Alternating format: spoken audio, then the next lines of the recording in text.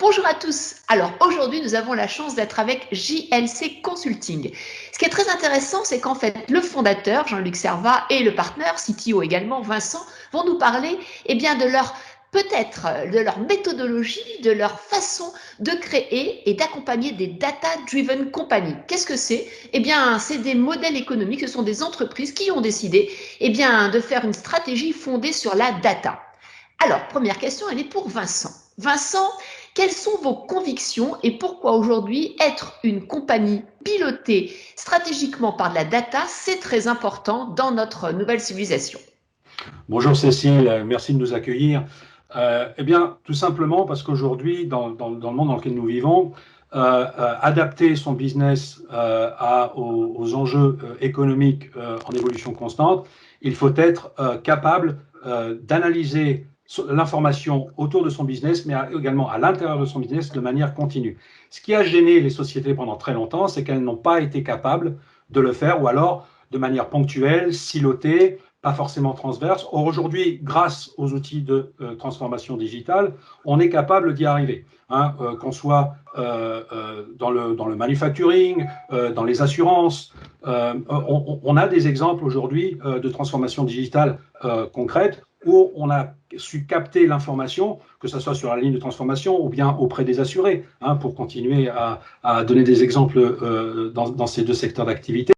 On est capable d'aller chercher des informations. Par contre, l'écueil classique, c'est qu'on essaye de faire trop vite, trop grand par rapport aux ambitions de cette transformation digitale et aux objectifs de devenir une compagnie data-driven.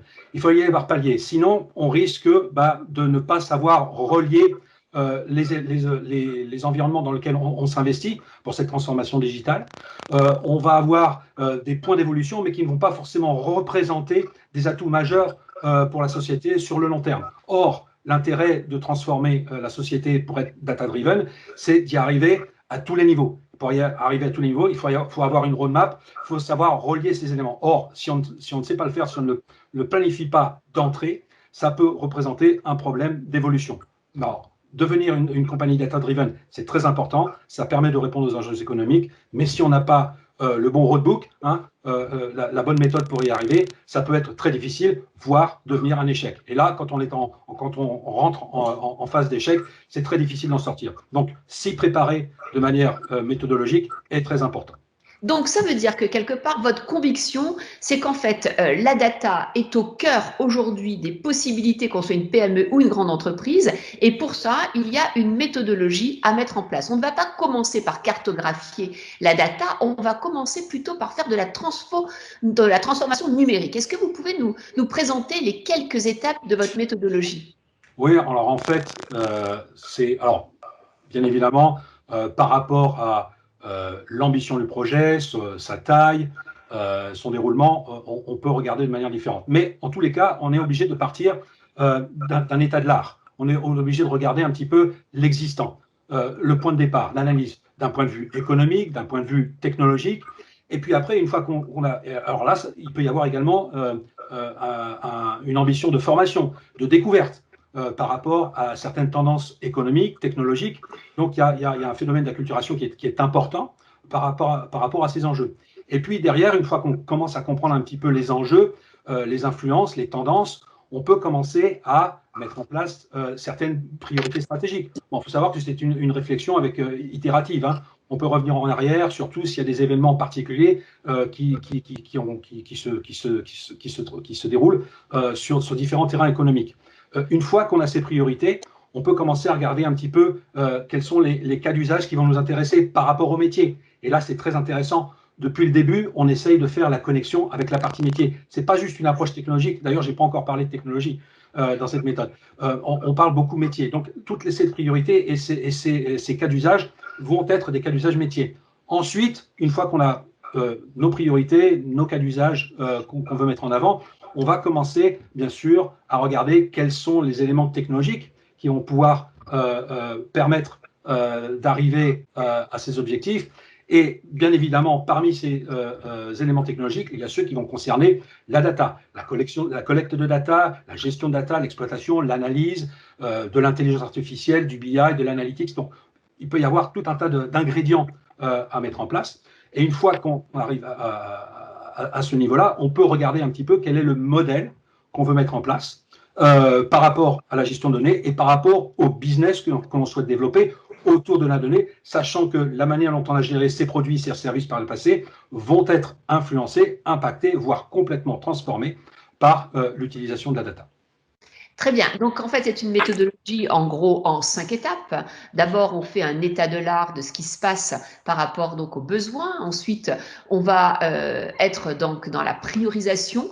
Ensuite, dans les cas d'usage. Ensuite, on va faire un mapping et ensuite, on va travailler autour de la data pour voir comment on la récolte et on l'utilise de façon optimale et en temps réel. Alors maintenant, j'ai une vraie question par rapport aux hommes. Elle s'adresse là à Jean-Luc. Jean-Luc, qu'est-ce que vous attendez de vos interlocuteurs? Comment est-ce que vous voulez en fait qu'ils montent en compétence pour vraiment rentrer dans cette logique d'une data-driven company? Alors, il s'agit là d'amener nos interlocuteurs et notamment les chefs d'entreprise à cheminer avec nous dans toute cette méthodologie pour que, étape après étape, ils comprennent, ils intègrent la valeur de ce qu'ils vont générer, qui est la donnée. Naturellement, ils ont leur asset, leur métier de base sur lesquels ils sont très forts, souvent les meilleurs. Mais ce que nous leur proposons, c'est de créer avec une consolidation de toutes les data qu'ils vont gérer, d'aller vers de nouvelles stratégies, d'aller vers de nouveaux business models et d'aller actuellement vers de nouveaux services. Donc, devenir une société data-driven, c'est également être en mesure d'intégrer ce processus pour le chef d'entreprise. Donc, on le disait au tout début, il y a énormément de transformations technologiques, mais aussi culturelles. Et le chef d'entreprise doit être prêt à ces évolutions culturelles pour arriver au départ à une compréhension qui va, grâce à la transformation digitale ou numérique, améliorer ses process, améliorer le côté opérationnel de son entreprise, mais qu'au final, le vrai objectif, c'est la transformation de cette donnée, c'est la richesse que l'on va pouvoir donner à cette donnée pour qu'elle vienne l'accompagner dans le développement stratégique de son entreprise.